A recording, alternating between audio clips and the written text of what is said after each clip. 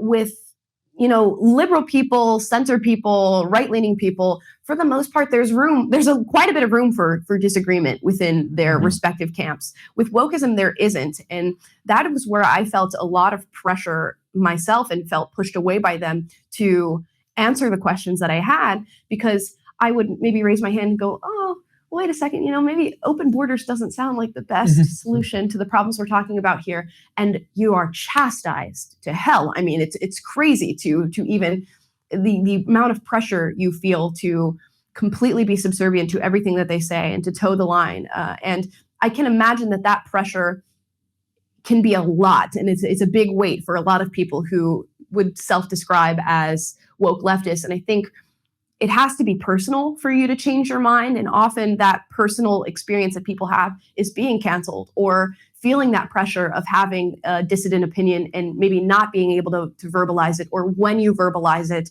going through the attacks that you feel. So I think that is part of how this falls apart, but it's also going to fall apart in just the chaos that we're experiencing in cities. It's unfortunate that doesn't happen, however, until it hits the backyard of legislators. In San Francisco, we saw Mayor London Breed go, the crime has gotten too crazy and we need to do something about it and we need to reinforce our police officers, when she was one of the main pushers of the defund the police. But it wasn't until the crime hit her side of town that she had to say something about it. And that's the unfortunate part of all of this. You have to feel the failing.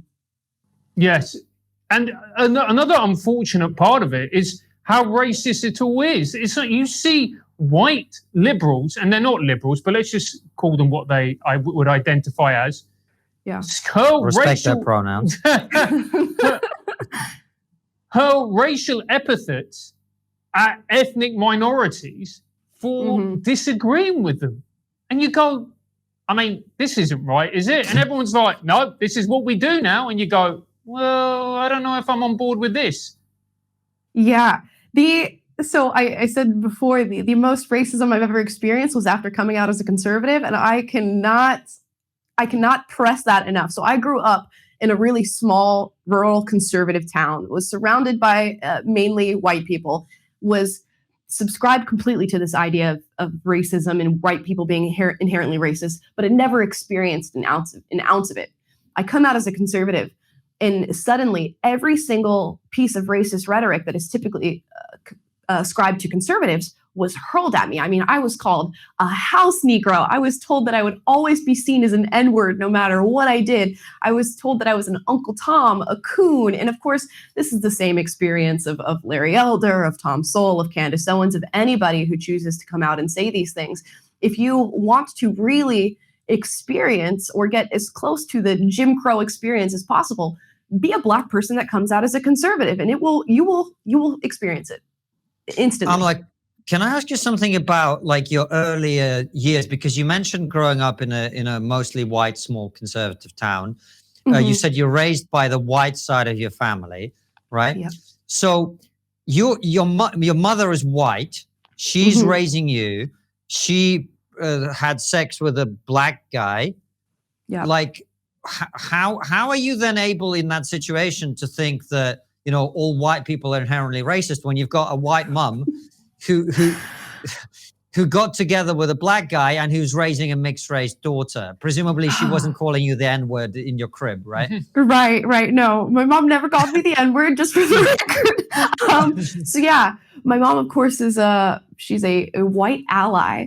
But it's interesting when I was working with all of these white people, including my mother at this organization, they feel so much white guilt that they themselves feel there's no way to sort of separate themselves from the history of white people. And although it might not take form as blatant racism towards Black people, they may have Black friends, they may marry a Black person and have biracial kids, they still recognize things like unconscious bias, or say, that they can still fall victim to prejudice against people of color, or maybe have some internalized ideas towards people of color. So there's always just a little kernel still left there to be able to push the narrative that white people are inherently racist.